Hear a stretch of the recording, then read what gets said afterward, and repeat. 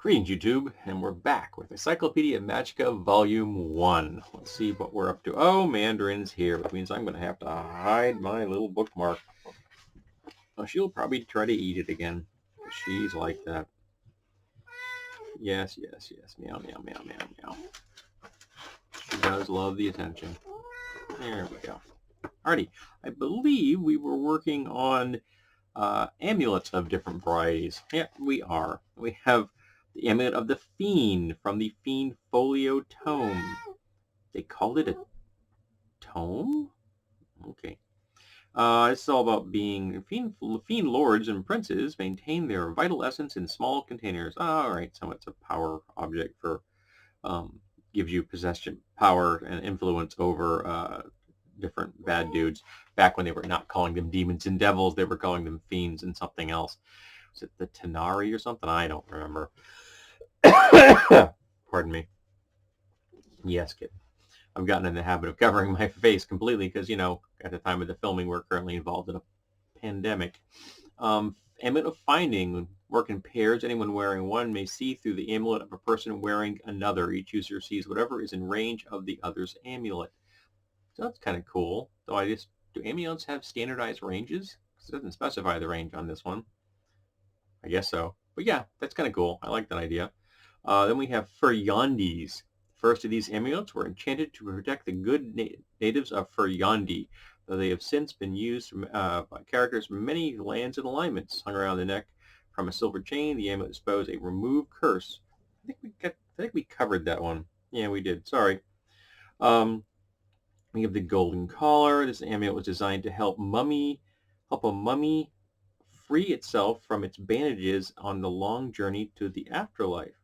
A living user, however, can use the amulet to break any magical or non-magical bonds. So it's a amulet of freedom of movement, essentially. From Image Magazine, number 16.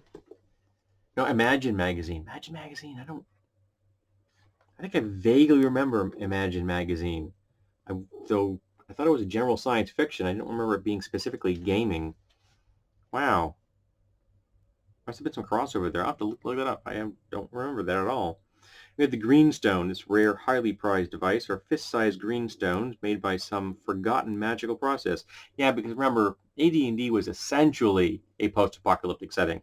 They glow when in operation and are quite brittle. When worn next to the skin, they confer upon the wearer the protection of a mind blank spell, which is very cool, as well as immunity to chaos, forget, geese, hold person, hypnotism, mass charm, quest, scare, and sleep. That's a really powerful amulet. I'll also get a +4 saving throw against fumble, ray of enfeelment, and trip, and allow a saving throw against both Otto's irresistible dance and maze spells. That's a really powerful item, and it's worth 5,000 experience points value, and it says gold piece value of 30,000. That seems like it's undervalued in that way. This is a pretty powerful amulet, man. Mind blank alone, it's like an 8th level spell, isn't it? If you have a mind blank amulet, isn't there a mind blank amulet in the game, or is now at least? Wow, that's pretty powerful. Wow.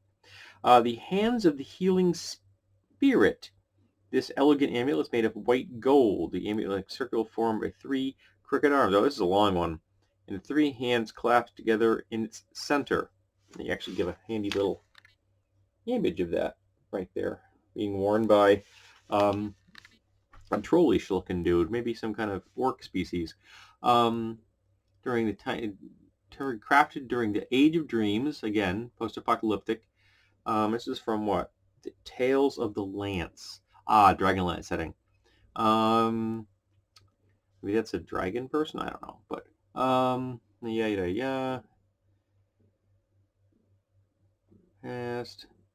Okay, the amulet detects only minor magic, for its might comes from the spirit of Miri trapped within. It's a +3 bonus saving throw against all poisons and diseases.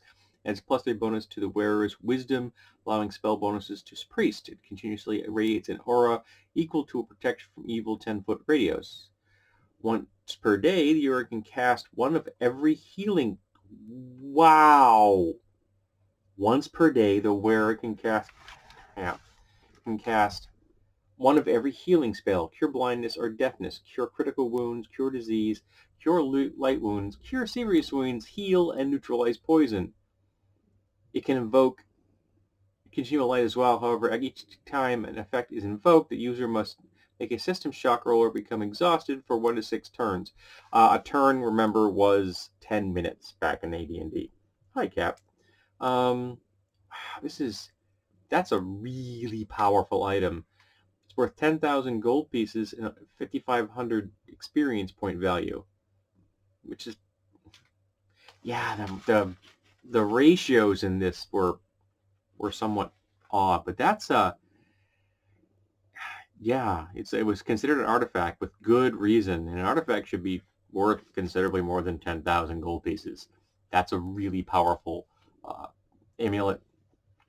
Yeah, come on, there we go.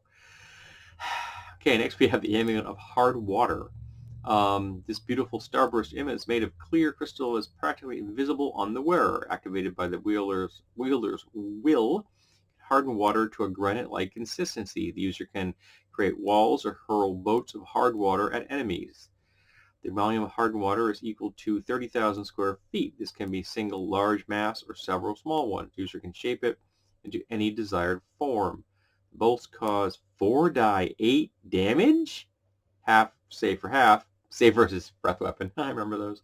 And can be used 5 times a day. Requires no command word, but the wielder does incur +3 initiative penalty when using the hard water amulet. Yeah, because low was better back then. This was a time when some things were high you wanted and some things were low that you wanted. It was an inconsistent realm. But that's a very squishy kind of 30,000 square. What the heck does 30,000 square feet really mean when you're dealing with water, which is a volumeric substance? Yeah, that's weird. But yeah, but awful cool. Only worth 1,500 gold pieces? 300 XP value? For something they can do 4 die 8 damage 5 times a day? Wow, that's out of balance.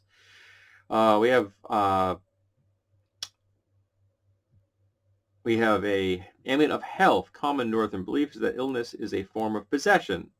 Okay. Health amulets come in countless varieties. The Moignas, for example, is supposed to protect against diseases of the lungs. It left the DM to devise individual health amulets and empower them. So that's kind of very specific. Just give them a amulet that gives you a bonus against disease, and there is one out there that gives you protection from normal diseases, and I think even protection from like mummy's rot and stuff like that. That's a better one in my book. There's a cursed version, increases the chance of contracting diseases or reduces the bearer's chance to save successfully against an appropriate attack form. So it doesn't give you specifics on that. It just says that yeah, you're screwed. Again, things were vague and squishy at that time. I prefer more consistency. We have the amulet of the hero from the Polyhedron introductory issue. This amulet generates 3 heroes, one at a time, who are 8th level fighters, have 80 hit points, and an AC of 2. When the command words are spoken, the hero appears ready to do the bidding of the amulet's owner. Once the hero is called, a new hero cannot be generated until the old one dies. However, the hero cannot hit anything nor successfully accomplish any task. He or she always fails. The hero cannot leave until slain by an enemy, nor can the hero take his or her own life. All damage to the hero is permanent and cannot be healed by any means short of a wish. The hero remains within 300 yards of the wearer of the amulet. In addition, the hero must always walk. Riding him out is impossible. So you get someone there who just soaks up damage and then dies for you. That's sort of twisted. We have the amulet of holy turning. And they are coming in 5 different varieties from 5th level through 9th, going from 5,000 to 9,000, and from 1,000 XP to 1,800 XP. Again, 2, 4. There's some consistency here, but this seems strange that a 9th level amulet's only 4,000 gold pieces more expensive than a 5th level one. This came from the Dungeon Master's Guide, 1st edition. I don't remember this one. This prize amulet is an especially blessed symbol that enables the wearer to turn undead like a priest. The amulet seems ordinary but glows brightly when strongly presented in the presence of the dead. The success of the attempt to turn is determined by the power of the amulet. The strength of each amulet varies, and when one is discovered, its type is ascertained by rolling on the following table. So you give it a little random. Must be worn at all times to remain effective. When not worn, it becomes inert, remaining inactive for the first 7 days. It is until it is again worn. That's a common thing about magic items. You got to wear them for like 7 days before they become active. I've noticed that before. I find that intriguing. The Ravenloft and that are more difficult to control than in other realms. Amulets against the undead, like the Amulet of Holy Working, work 1 level below their usual capacity while in the demi-plane. Yeah, because the Ravenloft plane is just rife with undead. It's ruled by a really powerful Dracula analog known as Strahd. We have the Amulet of Hunting, which comes in the +1 through +5 varieties, and also there's a cursed version of -1, -2, and -3. This item increases the bearer's chance of hunting successfully. In game terms, the character gains a +5 on all hunting skill rolls. If the character does not possess hunting skill, this amulet bestows it. So, well, the +1 should only give a +1 to your hunting roll. I don't remember hunting rolls. I'll be honest. I have no memory of hunting rolls. I figured you just kill the animal. You would have a separate, like, stealth check to get close to an animal, maybe a tracking check for figure out where the animal is, and then once you spot the animal, you just attack it. I don't remember a hunting skill at all.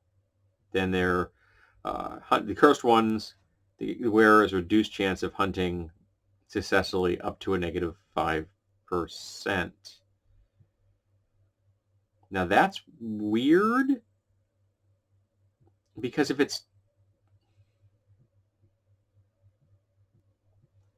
we're doing D20s, and there's a +1 version and then all the way up to a +5 version, so that would make sense for a D20.